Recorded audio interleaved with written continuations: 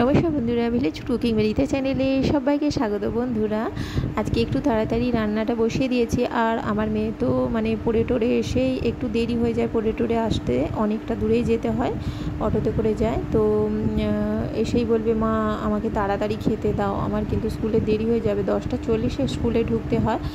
তো যাই হোক, আমি এখানে রান্না বসিয়ে দিয়েছি। প্রথমে তো ডাল করে নিয়েছি, লাউ দিয়ে ডাল হয়েছে। আর ওলটা ডালের সঙ্গে সেদ্ধ করে না দিয়ে ভাতটা কি হয়, ওলের যে কালারটা একটু কেমন কালো টাইপের হয়ে যায় ভাতটা, যেহেতু সাদা, তো সেই জন্য ওলটা ডালের সঙ্গে সেদ্ধ করে নিয়েছি। তো এরপরে ঢ্যাঁড়সটাকে ভেজে নিয়েছি, একদম নরম ঢ্যাঁড়স, লবণ দিয়ে তেল দিয়ে একটু ফ্রাই করে নিয়েছি। তো ঢ্যাঁড়সের যে একটা গন্ধ থাকে, হালসে গন্ধ, সেটা চলে যাবে। তো এরপরে কড়াইয়ে আমি একটা বড় সাইজে পেঁয়াজ কুচি দিয়েছি, আর একটু পাঁচফোড়ন দিয়েছি, কাঁচা পাকা লঙ্কা 4টে দিয়েছি। আমি এখানে কাঁচা লঙ্কা দিয়েই করব। ঢ্যাঁড়সটা ভেজে তুলে রেখেছি প্রথমে। তো এরপরে যে সবজিগুলো নিয়েছি ঢ্যাঁড়সের জন্য, কুমড়ো নিয়েছি সরু সরু করে কাটা, আলু নিয়েছি, এখানে 2টো আলু আছে, আর অল্প পরিমাণে কুমড়ো আছে, আর টমেটো আছে। দিয়ে সবজিটাকে বেশ ভালো করে নাড়াচাড়া করে ঢাকা দিয়ে দেবো। প্রথমে পেঁয়াজটাকে একটু বেশ লাল করে ভেজে নিয়েছি, তারপর সবজিগুলো দিয়ে ঢাকা দিয়ে দিয়েছিলাম। ঢাকনা খুলে এবার মশলাগুলো অ্যাড করবো। হলুদ গুঁড়ো, ধনে গুঁড়ো, জিরে গুঁড়ো, লবণ। এখানে তোমরা চাইলে সর্ষে পোস্ত বাটা দিতে পারো, নামানোর আগে ওটা দিয়ে নামিয়ে নেবে। তো এখানে মশলাটা দিয়েছি, দিয়ে নাড়াচাড়া করে এরপরে অল্প পরিমাণে জল দেবো। এটা একটু শুকনো শুকনো টাইপের হবে, যেহেতু আমার ডালটা হয়েছে। অল্প পরিমাণে জল দেবো, নাড়াচাড়া করে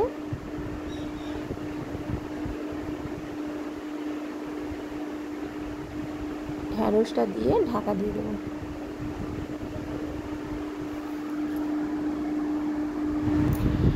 তো এরপরে ঢ্যাঁড়সটা দিয়ে দেবো, ভেজে রাখা ঢ্যাঁড়সটা দিয়ে দেবো।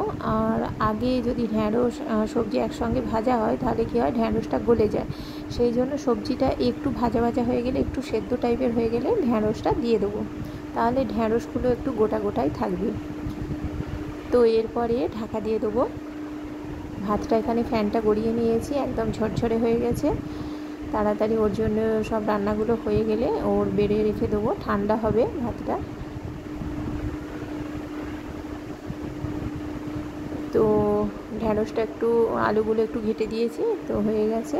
এরপরে একটুখানি 1 চিমটে গুড় দিচ্ছি। তোমরা চাইলে চিনি দিতে পারো, না চাইলে নাও দিতে পারো। এখানে একটু মিষ্টি মিষ্টি হলে খেতে ভালো লাগে, সেই জন্যই আমি দিই। যেহেতু কুমড়ো আছে, সেই জন্য আমি একদম 1 চিমটে দিয়েছি, বেশি মিষ্টি হলে ভালো লাগবে না। আজকে 2জন কাজ করছে, তাদের জন্য চা বসিয়ে দিয়েছি। সব দিকেই তাড়াহুড়ো করতে হচ্ছে। তো ঢ্যাঁড়সটা তো হয়ে গেছে, নামিয়ে নিয়েছি।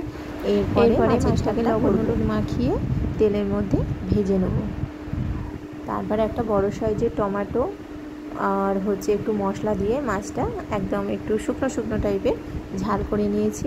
তো এখানে ওল ভাতে লাউ দিয়ে ডাল আর ঢ্যাঁড়সের তরকারি, মাছের ঝাল হয়ে গেছে। পরে মেয়ের জন্য বেড়ে রেখেছি।